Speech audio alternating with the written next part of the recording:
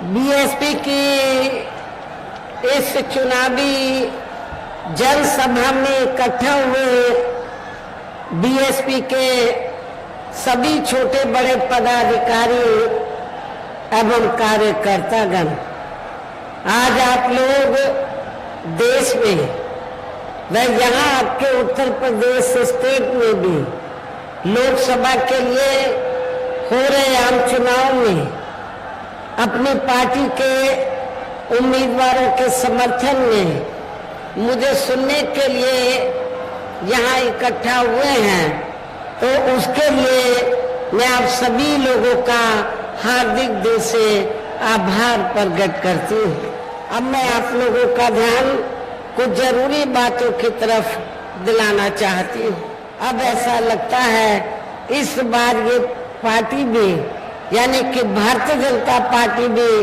केंद्र की सत्ता में आसानी से वापस आने वाली नहीं है, बशर्ते यदि ये चुनाव इस बार फ्री एंड फेयर होता है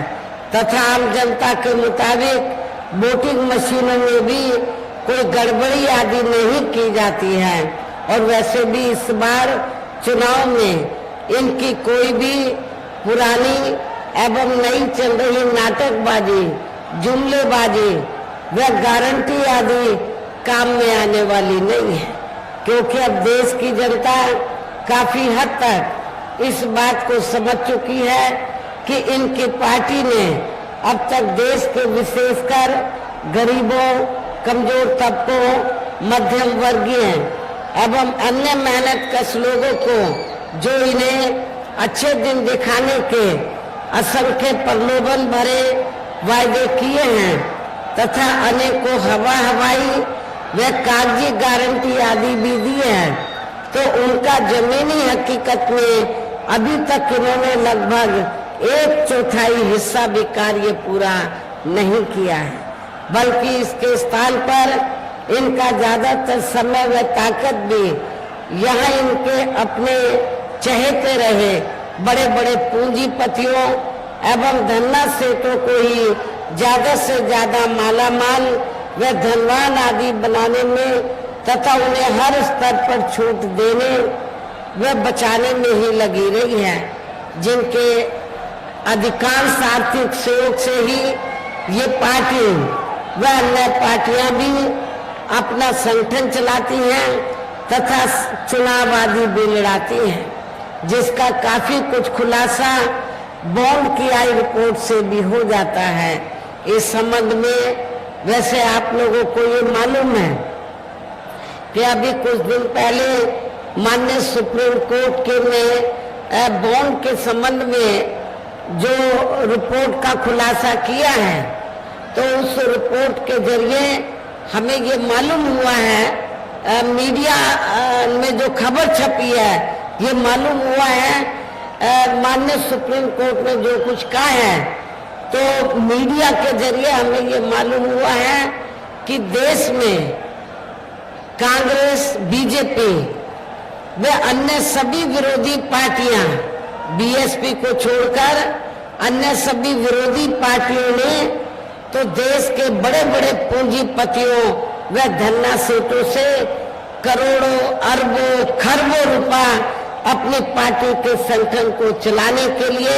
व चुनाव आदि लड़ाने के लिए बॉन्ड के जरिए लिया है। यह अखबारों में खबर छपी है और माननीय सुप्रीम कोर्ट ने भी इस बात का खुलासा किया है। आपको अपनी पार्टी पर फक्र होना चाहिए, गर्व होना चाहिए कि पूरे देश में अकेले बहुजन समाज पार्टी एक ऐसी पार्टी है जिसने किसी भी पूंजीपति और धन्ना सेठ से एक भी रुपया नहीं लिया। ये रिपोर्ट में भी छपा है और माननीय सुप्रीम कोर्ट ने भी माना है। तो इससे स्पष्ट है कि हमारी पार्टी दूसरी पार्टियों की तरह अपने संगठन को चलाने के लिए या चुनाव आदि लड़ाने के लिए तो हम बॉन्ड आदि के जरिए देश के बड़े बड़े पूंजीपतियों व धन्ना सेठों से पैसा नहीं लेते हैं।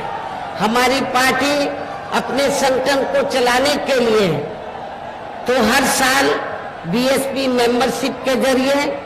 और मेरे जन्मदिन के मौके पर थोड़ा थोड़ा धन इकट्ठा करके हम लोग पार्टी का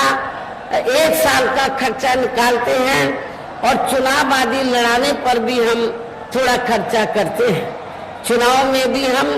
अपनी पार्टी के लोगों से अपील करते हैं वो थोड़ी थोड़ी मदद करें ताकि हमें दूसरों के ऊपर निर्भर ना रहना पड़े। तो इस प्रकार से हम लोग अपनी पार्टी के संगठन को चलाते हैं और चुनाव आदि लड़ाते हैं। इसके साथ ही अब ऐसा लगता है कि कांग्रेस पार्टी की तरह ही बीजेपी ने भी केंद्र की तमाम सरकारी जांच एजेंसियों का ज्यादातर राजनीतिकरण कर दिया है। इसके अलावा देश के किसान वर्ग में वर्तमान बीजेपी की सरकार में शुरू से ही अपनी विभिन्न समस्याओं को लेकर काफी ज्यादा दुखी व परेशान रहे हैं और अभी भी हैं। जबकि यूपी में 4 बार हमारी पार्टी की रही सरकार ने इनके हितों का भी हर स्तर पर विशेष ध्यान रखा है। आप लोगों को ये मालूम है कि जब यूपी में 4 बार मेरे नेतृत्व में सरकार बनी तो हमने पूरे प्रदेश में किसानों को हमने समय से जो खेती करने के लिए जो साधन है समय से उपलब्ध कराए, सस्ते उपलब्ध कराए और उनकी फसल का भी हमने उचित दाम दिया है। और खासकर आपका बुंदेलखंड क्षेत्र जो ज्यादातर जिस क्षेत्र में ज्यादातर पानी की किल्लत रहती है, कमी रहती है, तो यहाँ किसानों के सामने बहुत बड़ी दिक्कत रहती है खेती करने के लिए। आम जनता के लिए भी रोजमर्रा के लिए जो उनको पानी की जरूरत है उसकी भी काफी किल्लत रहती है। तो उसका विशेष ध्यान रखकर तो हमने बुंदेलखंड का प्राथमिकता के आधार पर पूरा ध्यान रखा है। इतना ही नहीं बल्कि केंद्र में पूर्व की रही कांग्रेसी सरकार की तरह ही वर्तमान भाजपा सरकार में भी इनकी जातिवादी, हीन, सांप्रदायिक एवं पूंजीवादी सोच व नीतियों के चलते ही पूरे देश में सब समाज में से खासकर गरीबों, दलितों, आदिवासियों, पिछड़े वर्गों, मुस्लिम एवं अन्य धार्मिक अल्पसंख्यक समाज के लोगों का भी पूर्ण रूप से विकास व उत्थान आदि नहीं हो सका है। और इस संदर्भ में वैसे आप लोगों को ये मालूम है कि पूरे देश में यहाँ दलितों, आदिवासियों एवं अन्य पिछड़े वर्गों का सरकारी नौकरियों में वर्षों से अधूरा पड़ा आरक्षण का कोटा भी अभी तक पूरा नहीं भरा गया है। विशेषकर एससी व एसटी वर्गों के सरकारी कर्मचारियों का पदोन्नति में आरक्षण भी अब काफी हद तक प्रभावहीन ही बना दिया गया है। और इस संबंध में मैं आपको ये याद दिलाना चाहती हूँ कि जब समाजवादी पार्टी की सरकार थी और श्री अखिलेश यादव यूपी के मुख्यमंत्री थे, तो श्री अखिलेश यादव ने एससी एसटी वर्गों के सरकारी कर्मचारियों का पदोन्नति में जो आरक्षण पहले से मिल रहा था इसको बिल्कुल खत्म कर दिया। ये देना ही इन्होंने खत्म कर दिया। इससे स्पष्ट हो जाता है कि समाजवादी पार्टी दलितों के कितने खिलाफ है, आदिवासियों के कितने खिलाफ है और अति पिछड़ों के कितने खिलाफ है। समाजवादी पार्टी आपके आरक्षण के पक्षधर नहीं है। तो इस बात का भी आप लोगों को विशेष ध्यान रखना होगा। और इतना ही नहीं, जिन संतों, गुरुओं और महापुरुषों के नाम से हमने पार्क बनाए, संस्थानों के नाम रखे, जिलों के नाम रखे, वो अधिकांश समाजवादी पार्टी की सरकार ने अपनी हुकूमत में बदल दिए थे। तो क्या आप लोग ऐसी समाजवादी पार्टी को वोट देंगे? मैं समझती हूँ कि चुनाव में एक भी वोट आपको ऐसी पार्टी को नहीं देना चाहिए। साथ ही केंद्र व राज्य में भी विरोधी पार्टियों की रही सरकारों में इन सभी वर्गों को प्राइवेट सेक्टर में आरक्षण दिए जाने की व्यवस्था किए बिना ही इनकी सरकारों के ज्यादातर सरकारी कार्य अब प्राइवेट सेक्टर के जरिए ही इनके बड़े बड़े पूंजीपतियों व धन्ना सेठों आदि को ही दिए जाने के कारण अब इनको पूरे देश में आरक्षण का बहुत कम ही लाभ मिल पा रहा है। इसी प्रकार इनका अन्य और मामलों में भी शोषण व उत्पीड़न आदि होना अभी तक भी बंद नहीं हुआ है। इनके साथ साथ मुस्लिम व अन्य धार्मिक अल्पसंख्यक समाज के लोगों की भी हालत हर स्तर पर यहाँ काफी ज्यादा खराब व दयनीय ही बनी हुई है, जिसका काफी कुछ खुलासा सच्चर कमेटी की रिपोर्ट में भी किया गया है। इतना ही नहीं बल्कि पिछले कुछ वर्षों से केंद्र व अधिकांश राज्यों में भी बीजेपी व आरएसएस के सरकारों के चलते हुए अब इनका विकास एवं उत्थान आदि होना भी काफी हद तक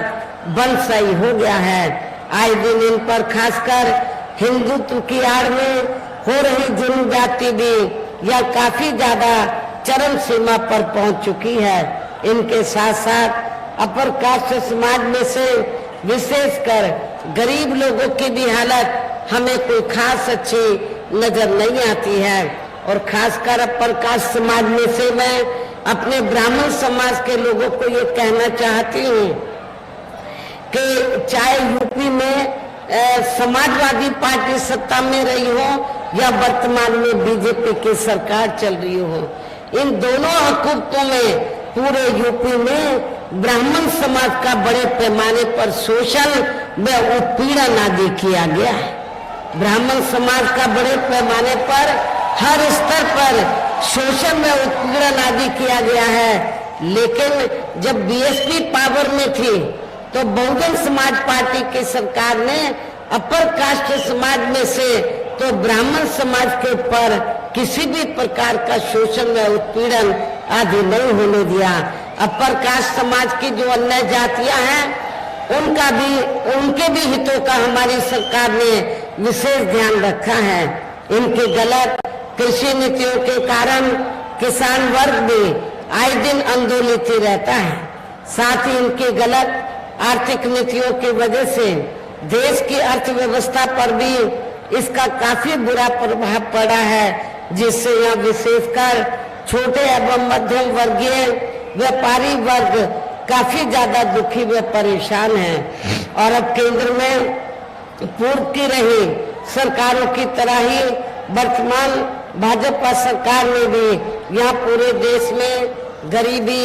बेरोजगारी एवं महंगाई आदि भी लगातार काफी ज्यादा बढ़ रही है। देश में हर स्तर पर फैला भ्रष्टाचार भी अभी तक खत्म नहीं हुआ है। ऐसे में अब आप लोगों को देश में हो रहे लोकसभा चुनाव में कांग्रेस, बीजेपी व इनकी सहयोगी पार्टियों को भी केंद्र की सत्ता में आने से जरूर रोकना है। जिनकी गलत नीतियों व गलत कार्य प्रणाली आदि को आप लोग काफी हद तक आजमा भी चुके हैं। ऐसी स्थिति में अब ये विरोधी पार्टियां इस चुनाव में भी किस्म किस्म के साम दाम दंड भेद आदि अनेकों हथकंडे इस्तेमाल करके केंद्र की सत्ता में आने की पूरी कोशिश में लगे हैं, जिनसे अपनी पार्टी के लोगों को हर स्तर पर काफी ज्यादा सावधान रहना है। और इस मामले में विरोधी पार्टियां अपने अपने पक्ष में हवा बनाने के लिए खासकर मीडिया, ओपिनियन पोल व सर्वे आदि का जो बड़े पैमाने पर इस्तेमाल कर रही हैं, तो उनसे भी अपनी पार्टी के लोगों को बिल्कुल भी गुमराह नहीं होना है। इसके साथ ही विरोधी पार्टियों के विभिन्न रूपों में जारी किए गए इनके हवाई व प्रलोभन भरे चुनावी घोषणा पत्रों एवं वायदों आदि के बहकावे में भी अपनी पार्टी के लोगों को कतई नहीं आना है। जिन्हें ये पार्टियां चुनाव खत्म होने के बाद ज्यादातर अमल में नहीं लाती हैं। और अब जिन पर से देश की जनता का अधिकांश विश्वास ही उठ गया है, ये खास वजह है कि हमारी पार्टी किसी भी चुनाव में अपनी पार्टी का कोई भी चुनावी घोषणा पत्र आदि जारी नहीं करती है। वैसे भी हमारी पार्टी किसी भी मामले में कहने में बहुत कम बल्कि कार्य करके दिखाने में ही ज्यादा विश्वास रखती है। और इस बात का सबसे बड़ा सबूत ये है कि उत्तर प्रदेश में 4 बार हमारी पार्टी के नेतृत्व में रही सरकार ने चुनाव में अपनी पार्टी के बिना कोई जारी किए गए चुनावी घोषणा पत्र के ही प्रदेश में आम जनहित में काफी कुछ ऐतिहासिक कार्य करके दिखाए हैं, जिनके अब देश में अधिकांश पार्टियों की सरकारें काफी कुछ नकल कर भी रही हैं। जबकि इस मामले में हमारी पार्टी का ये कहना है कि यदि इन पार्टियों के स्थान पर केंद्र में हमें अपनी पार्टी की सरकार बनाने का मौका मिलता है, तब फिर हमारी पार्टी की बनी सरकार केंद्र में यहाँ अब तक की रही सभी विरोधी पार्टियों की सरकारों की तरह केवल हवाई व कागजी कार्य आदि नहीं करेगी, बल्कि उत्तर प्रदेश की तरह ही जमीनी हकीकत में ठोस कार्य करके दिखाएगी। और इस संदर्भ में खासकर मैं ये कहना चाहूंगी, केंद्र द्वारा देश में पिछले कुछ समय से अति गरीब परिवारों को अस्थायी तौर पर फ्री में जो थोड़ी सी खाद्य सामग्री राशन आदि दी जा रही है, तो उससे इनका स्थायी तौर पर भला होने वाला नहीं है। लेकिन यहाँ आप लोगों को मैं सावधान भी करना चाहूंगी,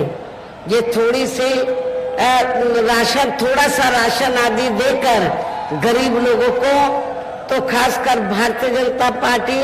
और आरएसएस के लोग गांव-गांव में जाकर, शहरों की बस्तियों में जाकर, तो गरीब लोगों को जिनको फ्री में राशन मिलता है उनको जाकर क्या कहते हैं कि देखो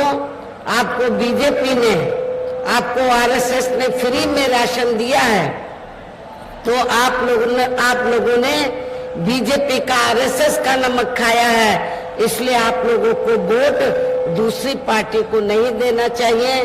आप लोगों को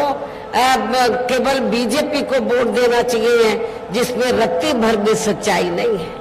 जिसमें रत्ती भर भी सच्चाई नहीं है। और जहां मैं आप लोगों को ये कहना चाहती हूँ कि आप लोगों को केंद्र की सरकार द्वारा, बीजेपी व श्री नरेंद्र मोदी द्वारा जो थोड़ा सा फ्री में राशन दिया जा रहा है गरीब लोगों को,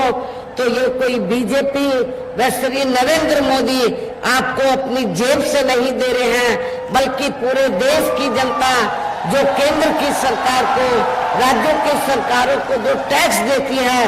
और टैक्स से पैसा जो सरकार के पास जाता है वो आपका पैसा है, वो जनता का पैसा है, जनता के टैक्स का पैसा है। और जनता के टैक्स के पैसे से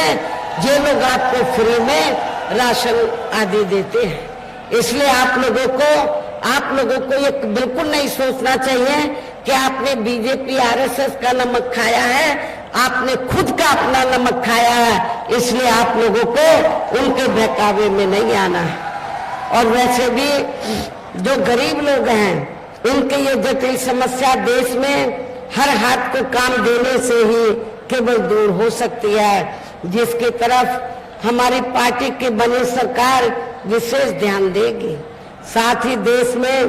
पिछले कुछ वर्षों से आए दिन बढ़ रही गरीबी, बेरोजगारी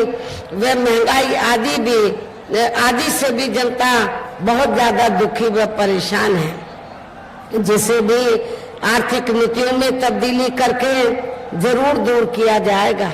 धर्म की भी आड़ में पिछले कुछ वर्षों से खासकर मुस्लिम समाज के लोगों का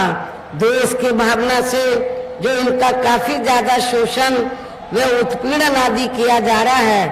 तो उसे भी जरूर रोका जाएगा। और ये सब हमने अपनी यूपी की रही सरकार में काफी कुछ करके भी दिखाया है। मेरी हुकूमत में मुस्लिम भाइयों को मालूम है कि मेरी चारों हुकूमतों में हमने कोई भी हिंदू मुस्लिम दंगा फिसाद नहीं होने दिया है। इसके अलावा हमने यूपी में सर्व समाज में से गरीब एवं बेरोजगार लोगों को बेरोजगारी भत्ता आदि न देकर उन्हें बड़ी तादाद में रोटी रोजी के साधन भी उपलब्ध कराए हैं। जो अब ये कार्य भी अधिकांश ठंडे पड़े हैं, जिनको फिर केंद्र में बीएसपी की सरकार बनने पर प्राथमिकता दी जाएगी। कहने का तात्पर्य ये है, देश में इस समय हो रहे लोकसभा चुनाव में विरोधी पार्टियों के जारी किए गए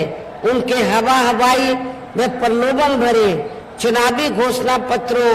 आदि के बहकावे में अब यहाँ खासकर देश के अति गरीबों, मजदूरों, बेरोजगारों एवं अन्य मेहनतकश लोगों को बिल्कुल भी नहीं आना है। और अब इन्हें ऐसे सभी विरोधी पार्टियों को हर हालत में केंद्र की सत्ता में आने से जरूर रोकना है, जिनकी कथनी व करने में काफी अंतर रहा है तथा जिन्हें ये लोग बरसों से आजमा भी चुके हैं। ऐसे में अब मेरा यही कहना है कि आप लोगों को अपने खुद के व अपने प्रदेश, क्षेत्र एवं देश के भी हित में अपने वोटों को या कांग्रेस, बीजेपी व अन्य विरोधी पार्टियों को न देकर केवल अपनी एकमात्र हितैषी पार्टी बहुजन समाज पार्टी को ही देना है। जो ये पार्टी उत्तर प्रदेश की तरह ही केंद्र में भी अपनी पार्टी की सरकार बनने पर फिर पूरे देश में यह अपनी पार्टी की सर्वजन हिताय व सर्वजन सुखाय की नीतियों पर आधारित ये सरकार चलाएगी। इसके साथ साथ केंद्र से जुड़ी आपके क्षेत्र की जो भी यहाँ स्थानीय समस्याएं होंगी तो उन्हें भी फिर दूर करने का हर संभव पूरा प्रयास किया जाएगा। और इस संबंध में मैं खासकर बुंदेलखंड के लोगों को ये बताना चाहती हूँ कि जब केंद्र में बीएसपी की सरकार बन जाती है तो हमारी पार्टी की सरकार फिर बुंदेलखंड को अलग से स्टेट बनाएगी, अलग से प्रदेश बनाएगी, ताकि आपके इस बुंदेलखंड क्षेत्र का संपूर्ण विकास हो सके। साथ ही यहाँ गरीबों, मजदूरों, बेरोजगारों, कर्मचारियों, किसानों, छोटे व्यापारियों एवं अन्य मेहनतकश लोगों के हितों का भी विशेष ध्यान रखा जाएगा। सब समाज में से खासकर गरीबों, आदिवासियों, पिछड़े वर्गों, मुस्लिम व अन्य धार्मिक अल्पसंख्यक समाज के लोगों के विकास व उत्थान के साथ साथ हर स्तर पर इनकी सुरक्षा आदि के लिए भी सख्त कदम उठाए जाएंगे। और तभी फिर यहाँ वास्तव में अपने देश के महान संतों, गुरुओं वे महापुरुषों में भी विशेषकर महात्मा ज्योतिराव फूले, श्री छत्रपति शाहू जी महाराज, श्री नारायण गुरु, बाबा साहब डॉक्टर भीमराव अंबेडकर एवं मान्यवर श्री कांशीराम जी आदि का अधूरा रहा सपना जरूर साकार हो सकता है, जिनको यूपी में हमारी पार्टी की रही सरकार द्वारा हर स्तर पर पूरा आदर सम्मान दिया गया है। इन्हीं खास बातों के साथ ही अब मेरा देश में आपके स्टेट के भी हित में, आपके क्षेत्र के भी हित में यही कहना है कि हमारी पार्टी ने यहाँ जिनको भी लोकसभा के लिए चुनाव के मैदान में उतारा है,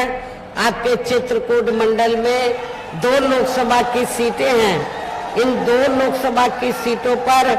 जिनको भी चुनाव के मैदान में उतारा है, जो आपके सामने मंच पर भी मौजूद हैं, तो उन्हें आपको जरूर कामयाब बनाना है, जिसके लिए यहाँ पार्टी के सभी स्तर के छोटे बड़े पदाधिकारी